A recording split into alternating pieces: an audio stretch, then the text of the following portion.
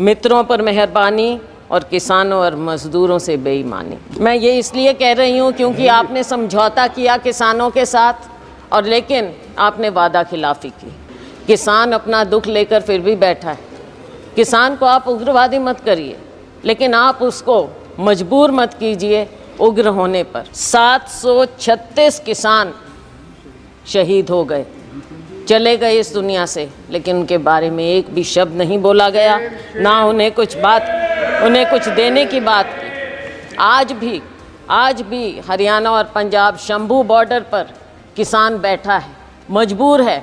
लोगों को आने जाने की भी तकलीफ़ है, लेकिन आप उस मजबूर किसान की ओर देखना तक नहीं चाहते और वो उस बॉर्डर पर बैठा है। किसान क्या मांग रहा है? आप एमएसपी देने की बात करते हैं, लेकिन बात तो लीगल गारंटी की है। इस वादे को क्यों नहीं याद करते?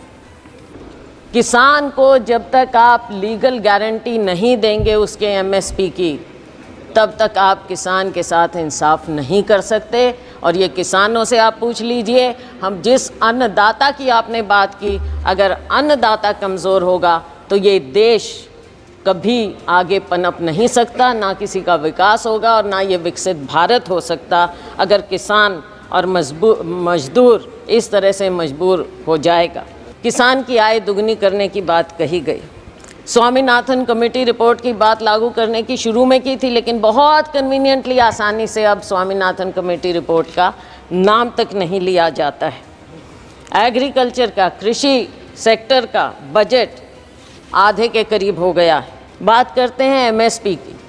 एमएसपी के बारे में कहा गया माननीय वित्त मंत्री जी ने कि आपने बहुत से उपजों को इस बार एमएसपी दिया है, लेकिन क्या आपने स्वामीनाथन कमेटी रिपोर्ट के मुताबिक फार्मूला अपनाया है? C2 plus 50%? नहीं, बिल्कुल नहीं, क्योंकि आप भूल चुके हैं उसे। इसमें पीठ थपथपाने का तो कुछ नज़र आता ही नहीं। आज के दिन इतनी अग्रेरियन क्राइसिस है, खास करके हमारे राज्यों में, लेकिन उसकी ओर कोई ध्यान नहीं है। किसान बैठा रहे, साल से ऊपर बैठा रहा, लेकिन उसकी ओर ध्यान नहीं दिया।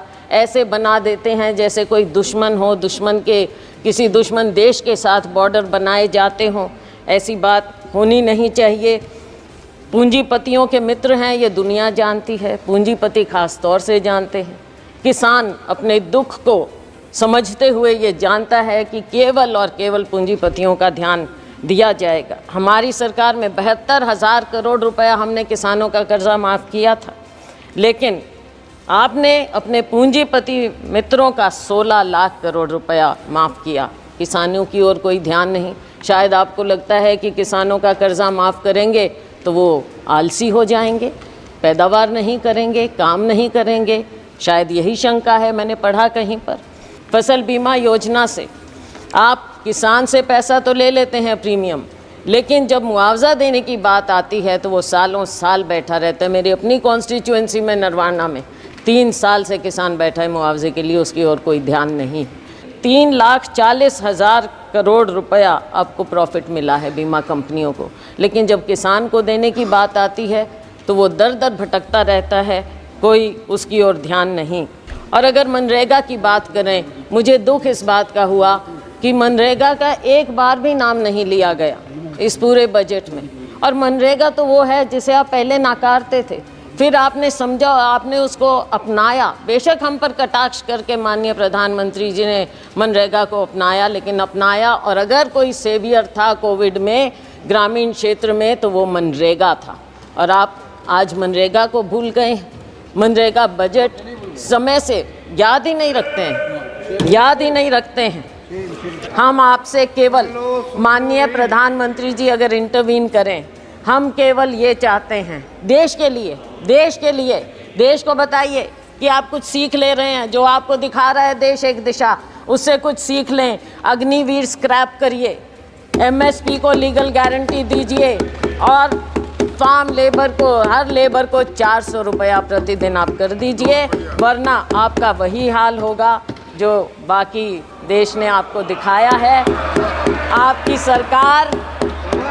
सरकार हंसते रहिए, केवल एक ऐसी हंसते हंसते विदाई हो एक जाएगी स्लोगन आपकी। पर, ये स्लोगन्स की सरकार है ना, ये स्लोगन्स की सरकार आपकी है। विदाई तो हो आपका आखिरी स्लोगन ये है कि कुर्सी को बचाओ, मित्रों पर लुटाओ। सर, किसान की बात है, किसान की आय दुगनी करने की बात कही गई। स्वामीनाथन कमेटी रिपोर्ट की बात लागू करने की शुरू में की थी, लेकिन बहुत कन्वीनियंटली आसानी से अब स्वामीनाथन कमेटी रिपोर्ट का नाम तक नहीं लिया जाता है। एग्रीकल्चर का, कृषि सेक्टर का बजट आधे के करीब हो गया है। 2019-20 में जहां 4.97% था, इस बजट में आपने 2.74% करके छोड़ दिया है। बात करते हैं एमएसपी की। एमएसपी के बारे में कहा गया माननीय वित्त मंत्री जी ने कि आपने बहुत से उपजों को इस बार एमएसपी दिया है, लेकिन क्या आपने स्वामीनाथन कमेटी रिपोर्ट के मुताबिक फॉर्मूला अपनाया है? C2 plus 50%? नहीं, बिल्कुल नहीं, क्योंकि आप भूल चुके हैं उसे। थोड़ा सा याद दिलाना चाहूँगी कि बढ़ाने के बावजूद जब हमारी सरकार थी, यूपीए सरकार, उस समय गेहूं की एमएसपी हमने 119% बढ़ाई थी और धान की 134% बढ़ाई थी। लेकिन मोदी जी की सरकार में केवल 47% गेहूं और 50% धान बढ़ाई गई है। तो इसमें पीठ थपथपाने का तो कुछ नज़र आता ही नहीं। आज के दिन इतनी अग्रेरियन क्राइसिस है, खास करके हमारे राज्यों में, लेकिन उसकी ओर कोई ध्यान नहीं है। किसान बैठा रहे, साल से ऊपर बैठा रहा, लेकिन उसकी ओर ध्यान नहीं दिया। ऐसे बना देते हैं जैसे कोई दुश्मन हो, किसी दुश्मन देश के साथ बॉर्डर बनाए जाते हों। ऐसी बात होनी नहीं चाहिए। पूंजीपतियों के मित्र हैं, ये दुनिया जानती है, पूंजीपति खास तौर से जानते हैं। किसान अपने दुख को समझते हुए ये जानता है कि केवल और केवल पूंजीपतियों का ध्यान दिया जाएगा। सर, आज हमारी सरकार में 72,000 करोड़ रुपया हमने किसानों का कर्जा माफ़ किया था, लेकिन आपने अपने पूंजीपति मित्रों का 16 लाख करोड़ रुपया माफ़ किया। किसानों की ओर कोई ध्यान नहीं। शायद आपको लगता है कि किसानों का कर्जा माफ़ करेंगे तो वो आलसी हो जाएंगे, पैदावार नहीं करेंगे, काम नहीं करेंगे, शायद यही शंका है, मैंने पढ़ा कहीं पर। और नाबार्ड के मुताबिक हर किसान औसतन 1.35 लाख रुपए के कर्जे में है। ये नाबार्ड का फिगर है, मेरा नहीं। तो साथियों, ऐसी बात नहीं, फिर से वही बात आ गई, मित्रों पर मेहरबानी और किसानों और मजदूरों से बेईमानी। बेईमानी मैंने इसलिए कहा कि शब्द यूज़ नहीं करना चाहिए। नाबार्ड का फिगर है ये? मैं हाँ जी नाबार्ड। मैं ये इसलिए कह रही हूँ क्योंकि आपने समझौता किया किसानों के साथ, और लेकिन आपने वादा खिलाफ़ी की। हर बात में आपने वादा खिलाफ़ी की। कौन सा साल था? 2021, और आज कौन सा साल आ गया है, कौन सा समय आ गया है। किसान अपना दुख लेकर फिर भी बैठा है। किसान को आप उग्रवादी मत करिए, लेकिन आप उसको मजबूर मत कीजिए उग्र होने पर। और मजबूर और मज़दूर दोनों बना दिया है आपने, किसान को, मज़दूर को, किसी और ध्यान नहीं है। और इसके ऊपर एक और फसल बीमा योजना हमारे यहाँ अपने प्रदेश की मैं बात कर सकती हूँ।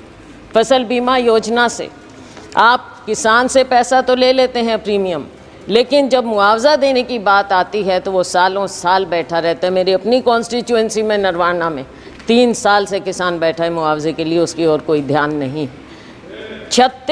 3,40,000 करोड़ रुपया आपको प्रॉफिट मिला है बीमा कंपनियों को, लेकिन जब किसान को देने की बात आती है तो वो दर दर भटकता रहता है, कोई उसकी ओर ध्यान नहीं। माननीय अध्यक्ष महोदय, किसान धरने पर बैठा रहा। 736 किसान शहीद हो गए, चले गए इस दुनिया से, लेकिन उनके बारे में एक भी शब्द नहीं बोला गया, ना उन्हें कुछ देने की बात की। आज भी हरियाणा और पंजाब शंभू बॉर्डर पर किसान बैठा है, मजबूर है, लोगों को आने जाने की भी तकलीफ़ है, लेकिन आप उस मजबूर किसान की ओर देखना तक नहीं चाहते। और वो उस बॉर्डर पर बैठा है।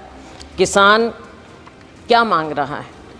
आप MSP देने की बात करते हैं, लेकिन बात तो लीगल गारंटी की है। इस वादे को क्यों नहीं याद करते? किसान को जब तक आप लीगल गारंटी नहीं देंगे उसके MSP की, तब तक आप किसान के साथ इंसाफ नहीं कर सकते। और ये किसानों से आप पूछ लीजिए, हम जिस अन्नदाता की आपने बात की, अगर अन्नदाता कमज़ोर होगा तो ये देश कभी आगे पनप नहीं सकता, ना किसी का विकास होगा और ना ये विकसित भारत हो सकता अगर किसान और मजदूर इस तरह से मजबूर हो जाएगा। हमने अपने मैनिफेस्टो में उनको लीगल गारंटी की बात की। अगर ये हमारा मैनिफेस्टो का ये बिंदु भी पढ़ लेते तो बहुत अच्छा होता। सर, मज़दूरों की दयनीय स्थिति और ख़ास तौर से ग्रामीण मज़दूर की जो स्थिति हो गई, भारतीय जनता पार्टी के मोदी सरकार के 10 साल में मजदूरी वृद्धि केवल 1% हर साल की गई, उससे भी कम। और अगर मनरेगा की बात करें, मुझे दुख इस बात का हुआ कि मनरेगा का एक बार भी नाम नहीं लिया गया इस पूरे बजट में। और मनरेगा तो वो है जिसे आप पहले नकारते थे, फिर आपने समझा, आपने उसको अपनाया। बेशक हम पर कटाक्ष करके माननीय प्रधानमंत्री जी ने मनरेगा को अपनाया, लेकिन अपनाया। और अगर कोई सेवियर था कोविड में ग्रामीण क्षेत्र में तो वो मनरेगा था। और आप आज मनरेगा को भूल गए। मनरेगा बजट समय से याद ही नहीं रखते हैं। और गरीब को जब आप याद ही नहीं रखेंगे, मजदूर को ग्रामीण क्षेत्र में सबसे ज़्यादा बुरा हाल है। किसान का और ग्रामीण मजदूर का, खेती और मजदूर का चोली दामन का साथ है। आपने दोनों को भुला दिया है। देश कहाँ आगे जाएगा? केवल पूंजीपतियों के लिए। ग्रामीण क्षेत्र में भी आपने पूंजीपतियों को घुसा दिया, और वो भी बड़े बड़ों को। साइलोज वहाँ पर लग गए, वहाँ पे मजदूर भी। मंडियों में मजदूरों का बुरा हाल है। आज वो बेरोज़गार हो गए हैं। आज उनको 2-3 हज़ार रुपया महीने का मिलता है। मजदूर और दयनीय हो गया है। तो इस पर आपको ध्यान रखना चाहिए।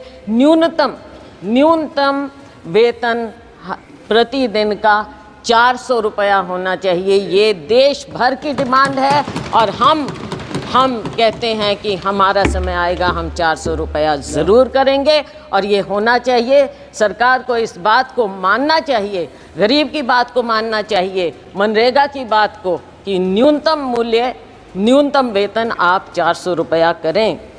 आप गरीब को भी 5 किलो अनाज देकर कृपया लाइन में ना खड़ा करें, उसे उसका हक दें, उसको ऊपर उठाने की बात करें, ना कि केवल आप कहते हैं कि 80 करोड़ रुपए लोगों को दे रहे हैं। तो क्या 80 करोड़ लोग लाइन में लगे रहेंगे? हमेशा गरीब रहेंगे और अमीर होता जाएगा, GDP बढ़ता जाएगा। किसके लिए? केवल आंकड़ों के लिए। और सर, महंगाई की बात मुझे याद आती है। सुषमा स्वराज जी बहुत सम्मानित, हमारे पूरे सब उनको मानते थे, नेता थे, भाजपा की बहुत वरिष्ठतम नेताओं में से थी। मुझे याद है जब बजट एक बार पेश किया गया और उसमें उन्होंने कहा, प्रणब मुखर्जी साहब वित्त मंत्री थे, और उन्होंने कहा, दादा आंकड़ों से पेट नहीं भरता। मैं ये याद दिलाना चाहूँगी सत्ता पक्ष को कि आंकड़ों से पेट नहीं भरेगा।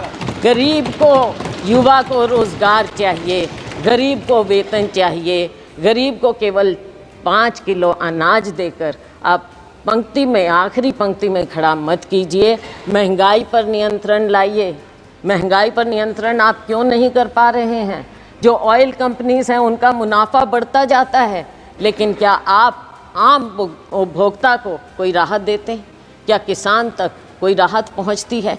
गरीब तक कोई राहत पहुंचती है? हम आपसे केवल, माननीय प्रधानमंत्री जी अगर इंटरवीन करें, हम केवल ये चाहते हैं देश के लिए, देश को बताइए कि आप कुछ सीख ले रहे हैं। जो आपको दिखा रहा है देश एक दिशा, उससे कुछ सीख लें। अग्निवीर स्क्रैप करिए, MSP को लीगल गारंटी दीजिए, और फार्म लेबर को, हर लेबर को 400 रुपया प्रतिदिन आप कर दीजिए, वरना आपका वही हाल होगा जो बाकी देश ने आपको दिखाया है। आपकी सरकार हंसते रहिए, केवल एक ऐसी हंसते हंसते विदाई एक स्लोगन पर, ये स्लोगन्स की सरकार है ना, ये स्लोगन्स की सरकार है। तो आपका आखिरी स्लोगन ये है कि कुर्सी को बचाओ, मित्रों पर लुटाओ। बहुत बहुत धन्यवाद। Thank you.